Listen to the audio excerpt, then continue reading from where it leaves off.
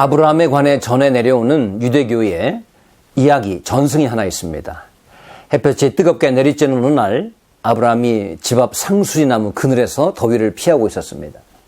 그런데 이때 어떤 사나이가 아주 힘들어하면서 그의 앞을 지나는 것이었습니다. 생전 처음 보는 사람이었지만 아브라함은 그를 자기 집으로 초대해서 씻을 물을 내어주고 그리고 음식을 대접하기로 합니다. 그래서 잘 차려진 음식을 앞에 놓고 아브라함이 감사의 기도를 드리죠. 그런데 이 사나이는 왠지 멀뚱멀뚱 앉아만 있는 것이었습니다. 하던 기도를 멈추고 아브라함은 그에게 묻습니다. 아니, 왜 하나님께 기도를 안 하십니까? 사나이가 대답합니다. 네, 저는 페르시아 사람입니다. 저는 하나님을 믿지 않습니다. 아브라함이 얘기합니다. 아니, 어떻게 그럴 수 있습니까? 천지를 지으시고 우리에게 양식을 공급해 주시는 하나님을 믿지 않는다니요. 라고 아브라함이 되묻습니다. 이에 이 사나이는 다시 강한 어조로 자신은 페르시아 사람이며 하나님을 믿지 않는다고 대답을 합니다. 거듭 거부하는 그를 보며 아브라함은 화를 냅니다. 괘씸한 생각이 들었습니다. 극진히 베푸는 집에 와서는 주인의 방식을 따라서 척이라도 할 수 있는 건 아닌가요? 아브라함은 당신같이 하나님께 감사할 줄 모르는 이교도에겐 그 어떤 음식도 대접할 수 없어 라고 호통을 치자 이 사람은 기다렸다는 듯이 집을 나서 가던 길을 떠났다는 것입니다. 이때 하도 분해서 어쩔 줄 모르는 아브라함에게 하나님은 말씀하셨다는 것입니다. 아브라함아, 너는 저 사람을 위해서, 나는 저 사람을 위해서 50년을 참아왔다. 이제 때가 되어서 너에게 인도해 줬는데 고작 5분을 못 참고 일을 그르쳤구나.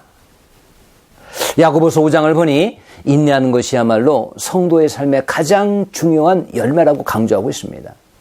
여러분, 기독교 신앙 영성의 최고봉은 뭘까요? 여러분, 인내입니다. 인내.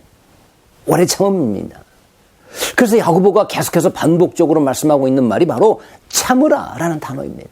길이 참는 자가 복되다고 말합니다. 길이 참고 기다리다가 때가 되어야만 결실을 얻는 것이 농부인 것처럼 말이죠. 영의 세계도 마찬가지입니다.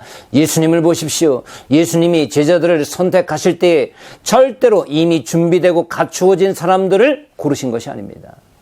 갈릴리 주변 야생마처럼 뛰어다니던 철부지와 같은 사람들을 부르셨습니다. 그리고 3년 동안 데리고 다니면서 가르치시고 훈련시키셨습니다. 그러나 3년 내내 그들은 동문서답만 했습니다.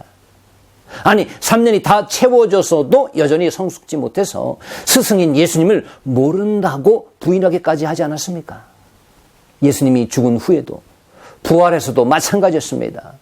유대인들이 무서워서 다락방에 모여 숨어있던 것이 바로 그동안 가르쳤던 제자들 아니었던가요? 3년의 가르침과 기다림이 전부 수포로 돌아갔구나 라고 보여지는 순간이었던 것이죠. 그런데 그때 성령님이 그들 가운데 임하시게 되니까 그 순간 그들이 완전히 변화받게 됩니다. 3년간에 예수님께서 가르치셨던 그 가르치심, 그리고 그동안 하셨던 예수님의 모든 말씀이 바로 이 순간 본물 터지듯이 그들 가운데 생각나고 믿어지게 되었던 것입니다. 이런 거 보면 모든 것에는 열리는 시간이 따로 있는 모양입니다. 사랑하는 여러분, 여러분의 삶 가운데 위기가 있나요? 예고 없이 찾아온 가정과 자녀 가운데 어떤 문제가 있지 않습니까? 특히 코로나 사태로 인해서 앞으로의 생업이 막막해지지 않으셨나요? 그래서 그것 때문에 아파하고 있지 않습니까? 그러나 여러분, 포기하지 마시고 믿음으로 끝까지 견디실 수 있기를 바랍니다. 하나님이 반드시 하나님을 믿는, 하나님을 버리지 않고 끝까지 붙잡는 여러분에게 기적을 베푸시고 새로운 일을 시작하실 줄 믿습니다. 여러분, 회복은 순간입니다. 한 번 더 주님을 견고히 붙잡고 기도하시고 시도하시고 이제는 더 이상 힘들어서 안 되겠다 싶을 때 이때 한 번 더 주님 바라보고 의지하시고 인내하시기를 주님의 이름으로 축복합니다.